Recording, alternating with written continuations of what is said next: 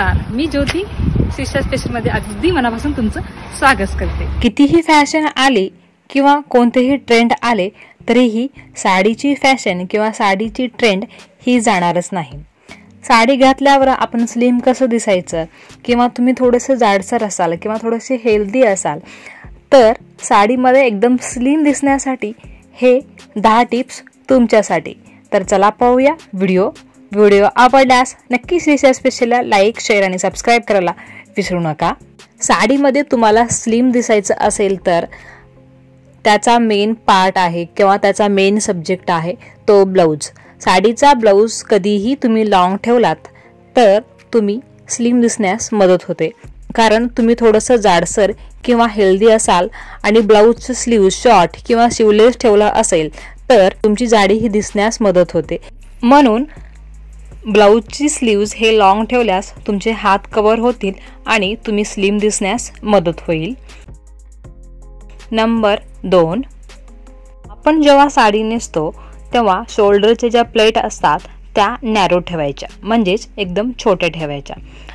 त्या प्लेट तुम्ही जर ब्रॉड ठेवला असेल तर तुम्ही जाड दिसता, त्याच्यामध्ये तुम्ही स्लिम दिसत नाही। म्हणून कधीही शोल्डरचे प्लेट हे नॅरो ठेवायचं, त्यामुळे तुम्ही स्लिम दिसण्यास मदत होते। फोटोमध्ये तुम्ही पाहू शकता।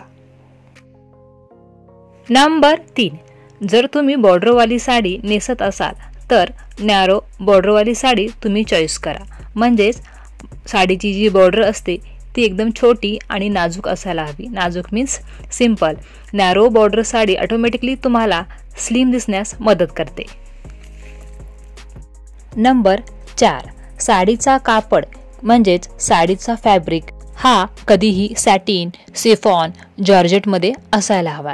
या साड्या एकदम मऊ असतात, त्या अंगाला चोपून बसतात, म्हणून तुम्ही या साड्यामध्ये एकदम स्लिम दिसता।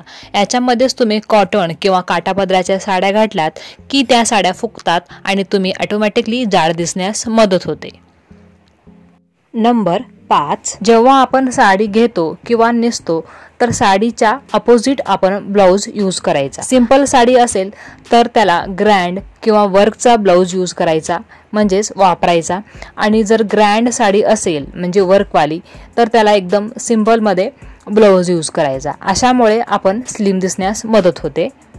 नंबर 6, साडीचा पदर जो असतो तो कधीही हाईटला जास्त सोडायचा, त्याच्यामुळे तुम्ही हाईट दिसण्यास मदतही होते आणि स्लिम दिसण्यासही मदत होते।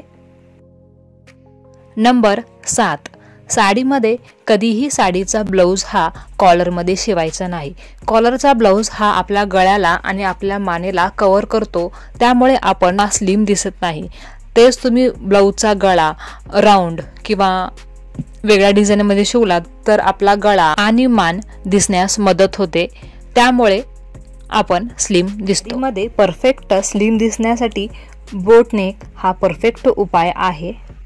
नंबर 8, जर तुमची हाईट कमी असेल तर तुम्ही वन साइड पदर किंवा एक साइड पदर हे लावू नका, त्यामुळे तुम्ही आणखी जरा हाईट कमी असलेलं किंवा जाडसर असलेलं दिसू शकता।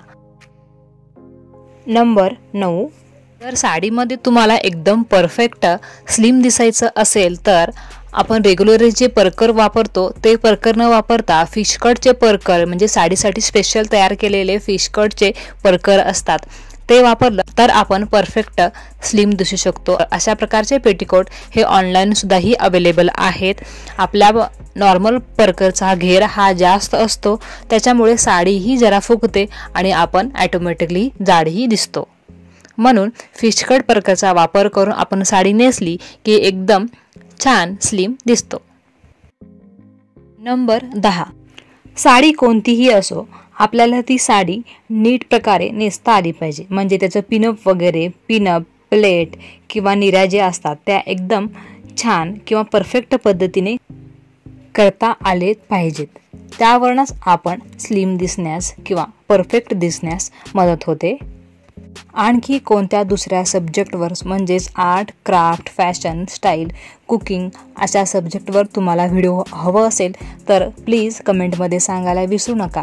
त्या सब्जेक्टवर मी व्हिडिओ करण्याचा प्रयत्न करेन। मला ज्या माहिती होत्या त्या टिप्स मी तुमच्यासोबत शेअर केलेला आहे. मी केलेला हा व्हिडिओ जर तुम्हाला आवडल्यास नक्की श्रीशा स्पेशलला लाईक, शेअर आणि सबस्क्राईब करायला विसरू नका. वेळात वेळ काढून हा व्हिडिओ पाहिला त्याबद्दल धन्यवाद. तर पुन्हा भेटूया अशाच छानशा सुंदर व्हिडिओमध्ये.